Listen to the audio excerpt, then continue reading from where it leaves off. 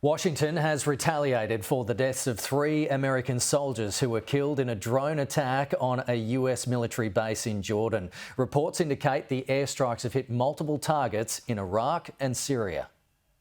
We understand that they have hit 85 targets in Syria and in Iraq using 125 precision weapons, using long-range bombers, in some cases flown from the United States, to do this attack. We are getting reports from official and unofficial sources here in Iraq and also in Syria. Let me quickly tell you what we are hearing. Attacks in the eastern province in Syria of Deir ez-Zor. The Americans have hit 2 cities there, Mayadeen and El Bu Kamal. They have also hit the western region of Iraq, Anbar province as well. There are reports now coming through of fatalities and injuries, at least 10 militia members, some of those non-Syrian, now being reported by Syrian state media. This is clearly a very serious attack.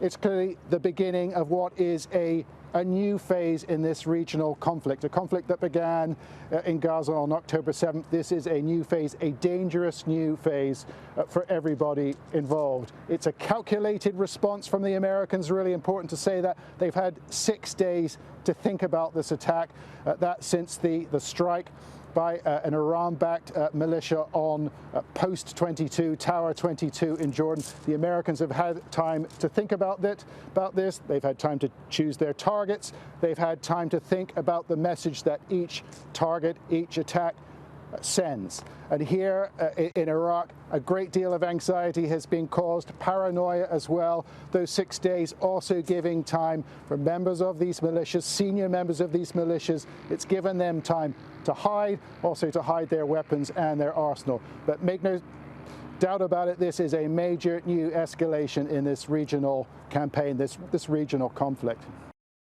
A major new escalation, but also a developing one. To get reaction on this, I'm joined live by a senior analyst at the Australian Strategic Policy Institute, Malcolm Davis. Malcolm, we knew that a response was coming by the US following the attacks on this base that killed 3 US soldiers in northeast Jordan and wounded others. Your response initially to what's just happened overnight?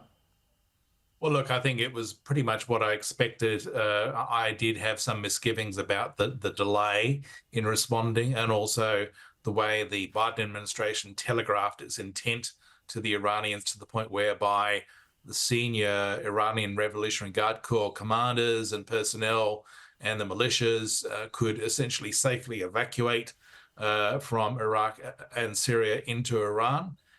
So in a sense, by telegraphing that attack, that reduced the effectiveness of that attack in one sense. But the Americans are very keen to avoid escalation here.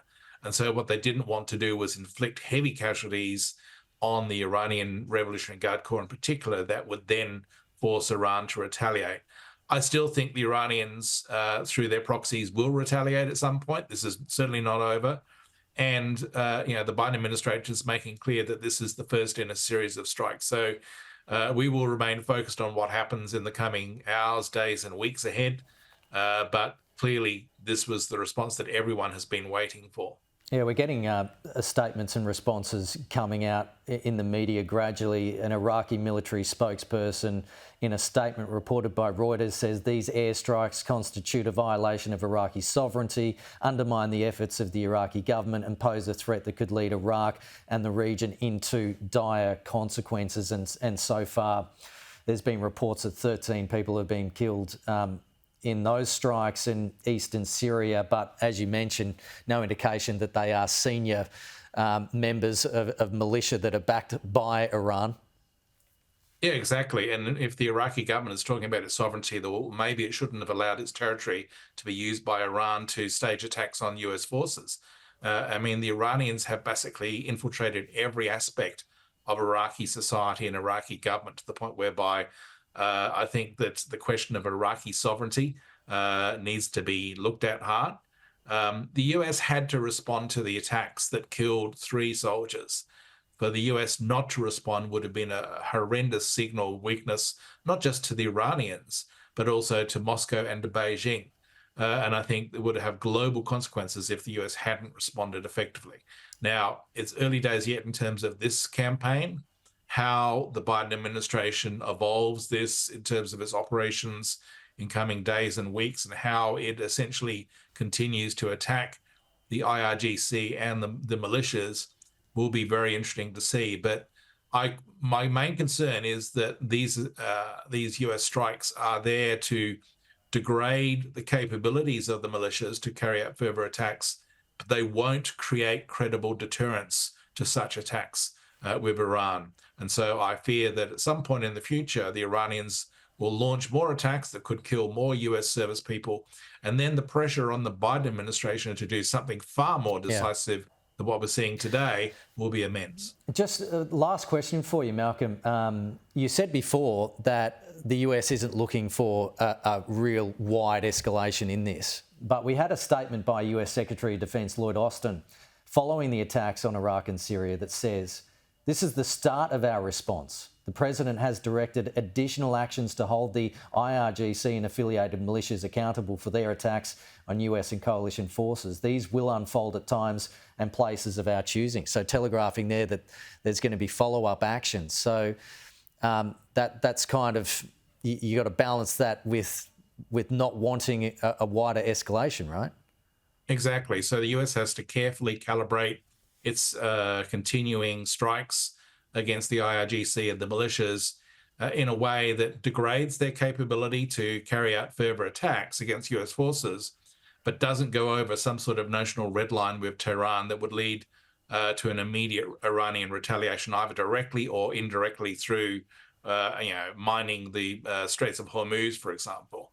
But I think that it's too early to say we can avoid that regional escalation. It may be that Tehran decides it must respond, and it could respond, for example, in the Red Sea with further attacks by the Houthis, or it could do something in the Strait of Hormuz. But the Biden administration is very clearly desperate to avoid escalation of this war. In one sense, that's entirely understandable. No one wants a regional war. But at the same time, it does cede the initiative to a degree to Tehran to see how far they can push the Biden administration and what the Biden administration's red line is. Malcolm Davis, really appreciate your thoughts this morning. Thank you. Thank you.